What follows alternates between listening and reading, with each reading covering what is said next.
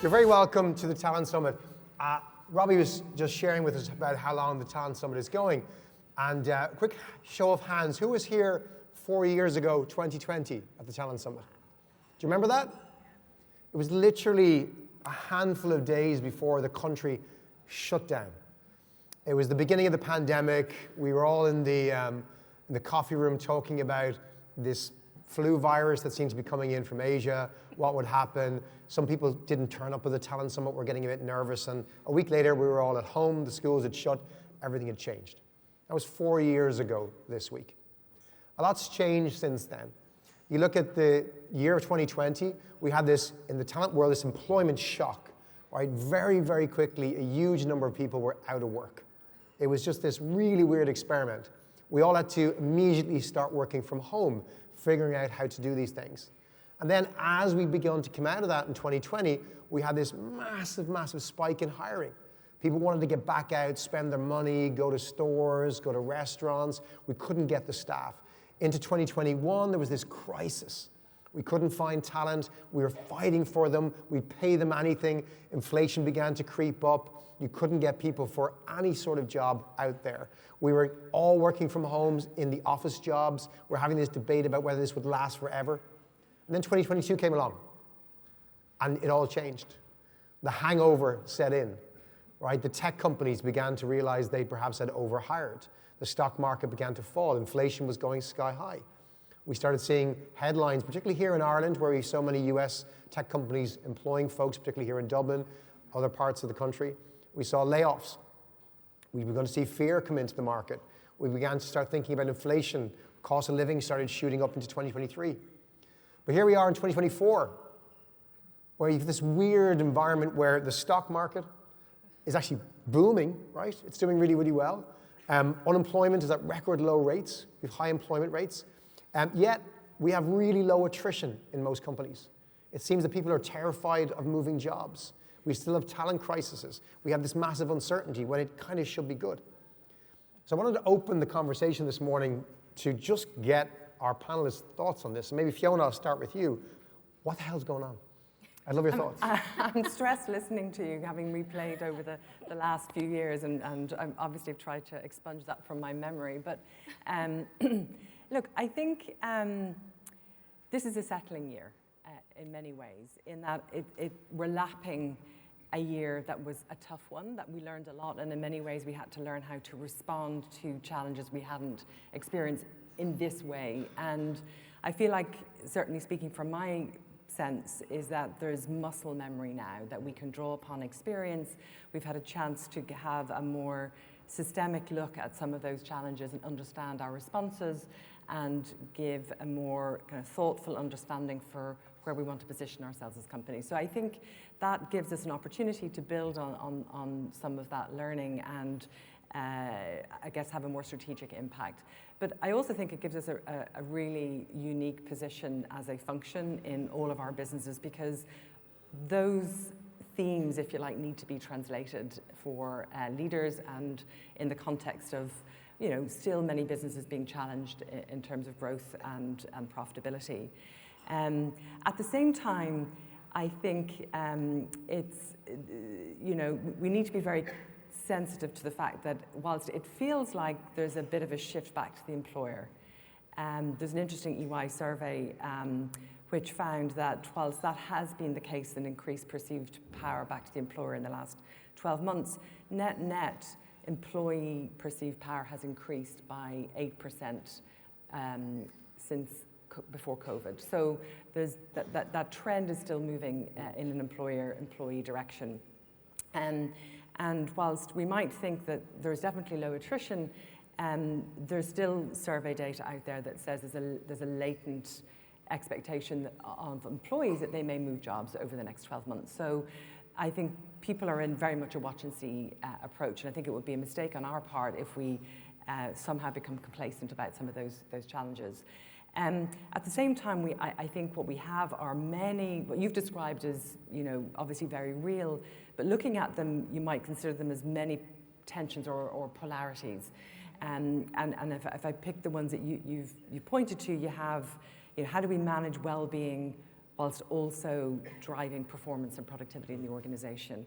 How do you manage, flexibility, employee flexibility around how and where they work, with also belonging and connection and strengthening our culture? You have the dynamic around DE&I, around bringing one's own self to work, but also ensuring that we have respect and openness. And then we have all of the challenges that go with AI and the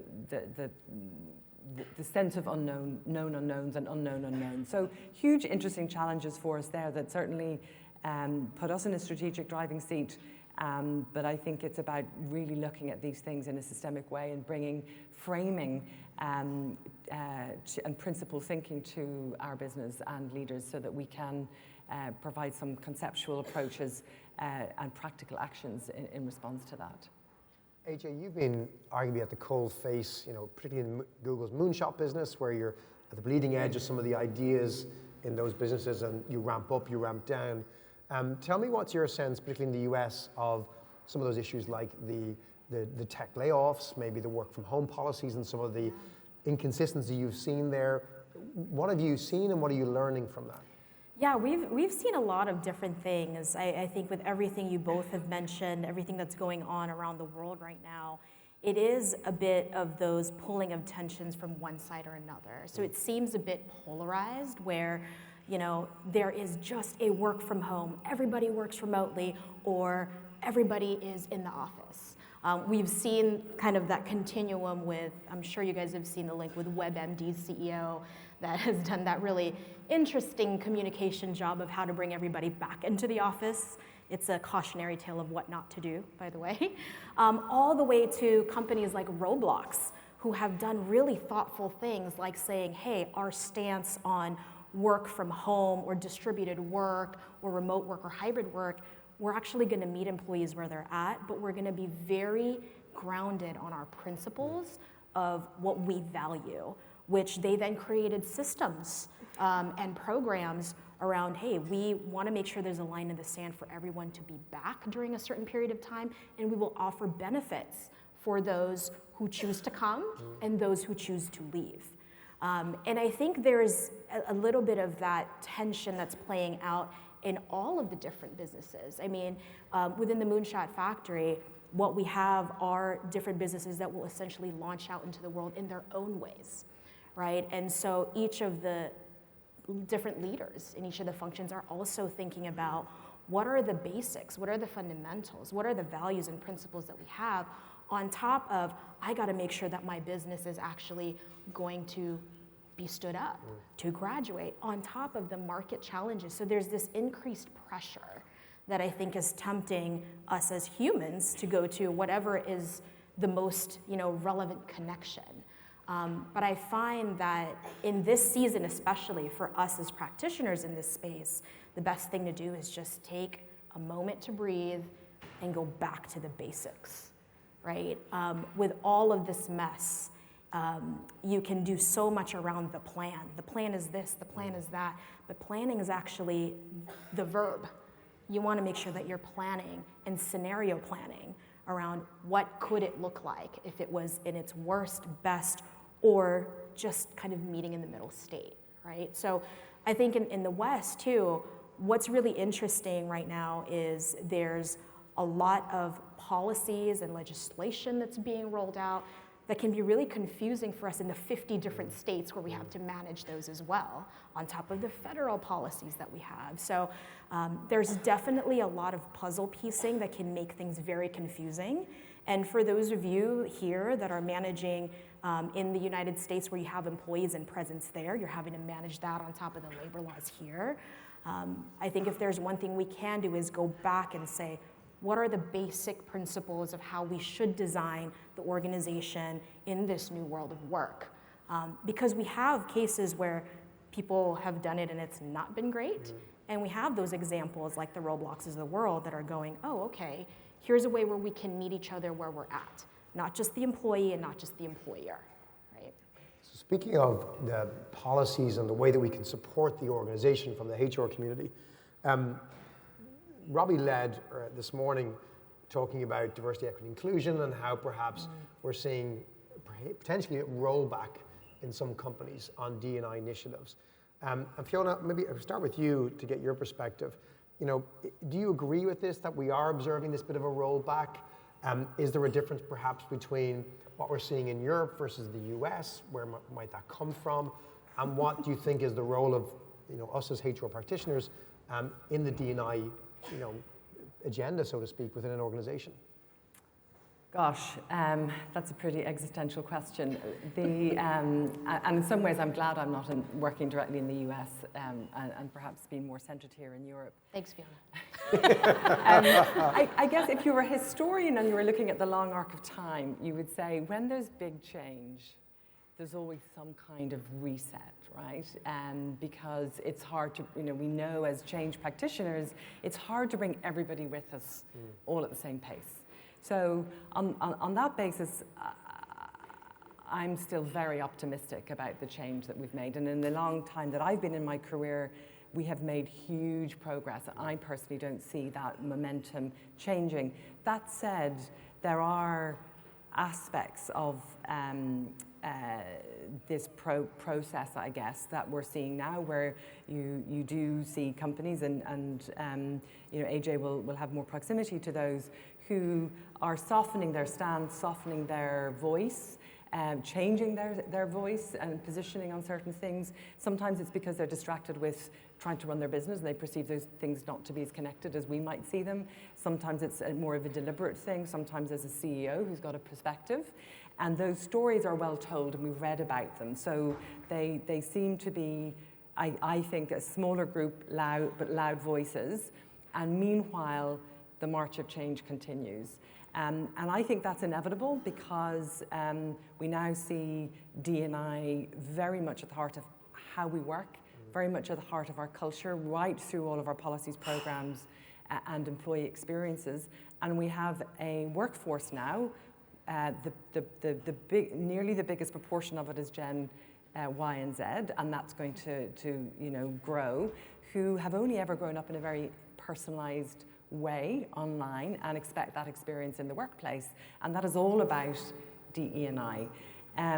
For me, there's a few other reasons, which is we are looking, particularly in Europe, which I can speak more about, in a situation where economic productivity gains and economic growth is predicated on a growing labour market. And the only way to do that is to create one that is inclusive of a bigger population than we have right now. So that gives a very strong economic imperative, in my view, to continue the work. And I'm pretty sure everybody in this room would agree that our role becomes even more important. Because whilst there may be a little less external PR, there is a lot of hard work going on behind the scenes that I think is continuing the work of systemic change. It doesn't mean it may make it harder, because we're now at the kind of deeper edge of really understanding what it means to be a truly inclusive organization for all employees. But I hope we're not going to be distracted by some of the PR noise that is going around, some repositioning that companies are taking.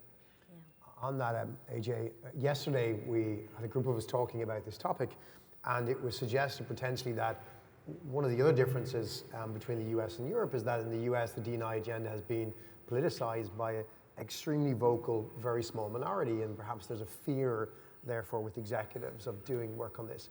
I know you do a lot of work with different communities. You're very passionate about the D&I agenda. What's your sense of it? And again, what learnings can you share with the audience about how do we forge through?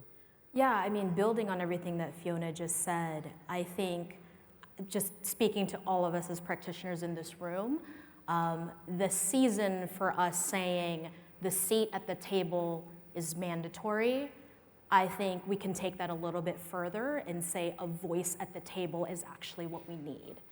And from that perspective, I think the work of diversity, equity, and inclusion is actually about creating systems of access and inclusion. And I say that because if you think about the things that are happening in the employee experience, right?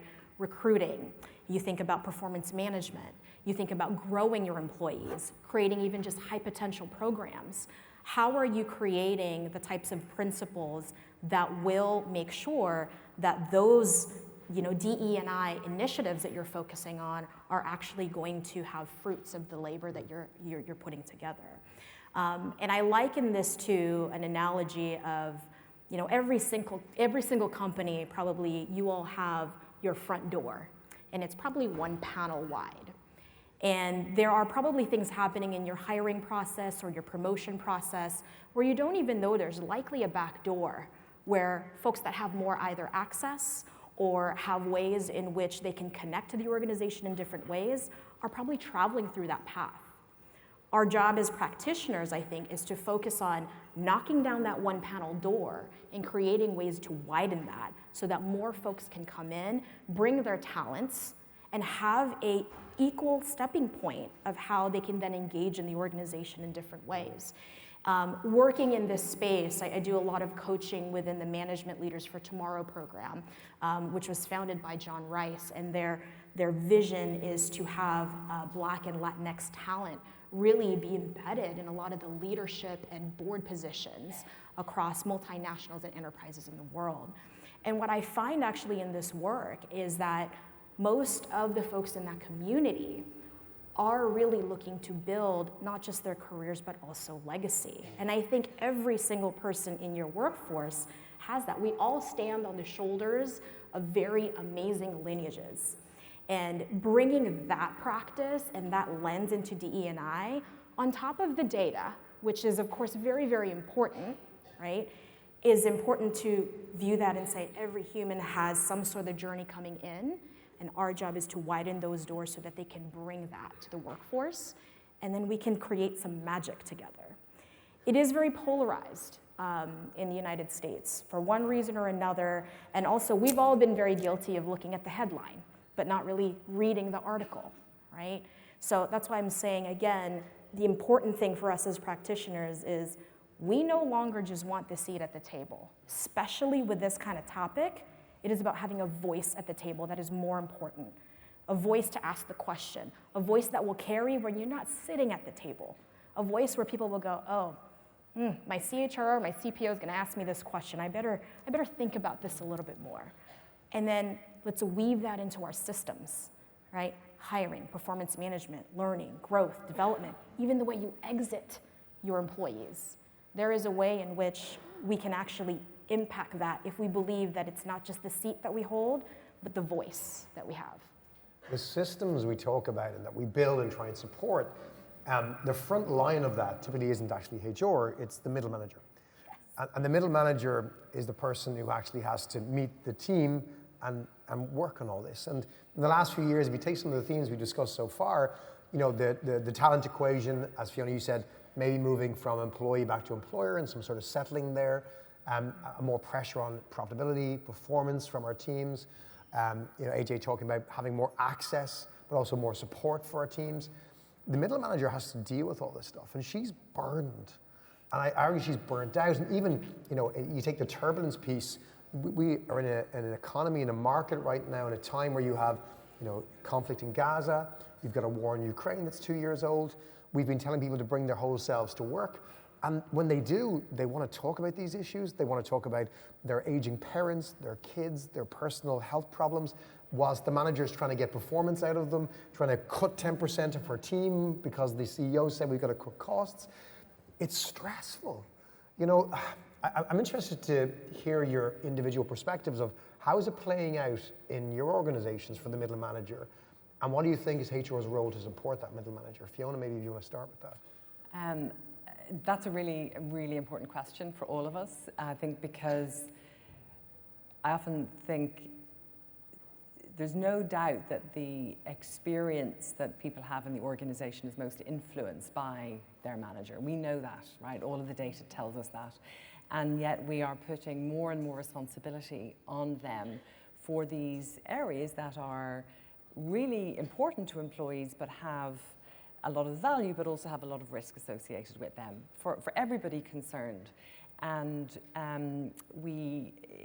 for all of the good reasons, we've removed a lot of the structure and the comfort of the hierarchy of the organization, which, got in the way of productivity, but in some ways gave a little bit more security, if you like. And so with that, we've replaced that and gave that stewardship, if you like, to the manager. And I don't know that we have given them, as a function, enough support. We assess their performance as managers, and we've possibly done a better job in removing poorly performing managers. But I'm not sure we've done as good a job on the other side, on the enablement side of things. It is a very challenging period for them, and I know a lot of managers, I've been very encouraged by how seriously managers take their job now. And in our organization, it has been really going back to first principles, as AJ has said, and look at manager training, building manager communities, creating very strong learning communities amongst managers so that they can bring their own experiences and teach each other. And with that, bring examples of, because we can't share all the examples people need to learn from, but if you can provide a community support model, they can do that for themselves. But also giving them the supports they need, not only in terms of training, but also in coaching and mental health support, which in my experience is not just a mental health support for themselves, but giving them what you might call mental health first aider support, so that they feel not equipped to solve the problem, because that's not the role that we should put them in, but understand how to steward somebody who's having challenges either personally or within their family. And so these are supports that certainly in my experience over the years, have never necessarily, they've always been viewed as being, good practice, but now they are critical support structures for managers. Looking at things equally around span of control and being a little more generous for a period of time, I think is another thing to look at. So looking at structures as well to make sure that we have the right structures in place that give managers space to be able to cope with these kind of things. A lot depends on the demographics of the workforce and the degree to which it is mature or in high growth mode, I think, or other factors that need to be brought into account, and certainly things where I spend a little bit more time getting, if you like, not bringing a one-size-fits-all approach to some of the organizational design aspects when I put the role of the manager front and center. Yeah. And AJ, yesterday we heard a great quote, I think it was reference to Richard Branson or some other people, around if you look after the people, they look after the business, right? And so what's your experience in terms of looking after the managers in your business, and what are you working on to try and better support them this year? Yeah, I think, if you guys know me now, I'm more of that first principles thinker with that equal kind of, how do you create the practical and tactical to implement these things?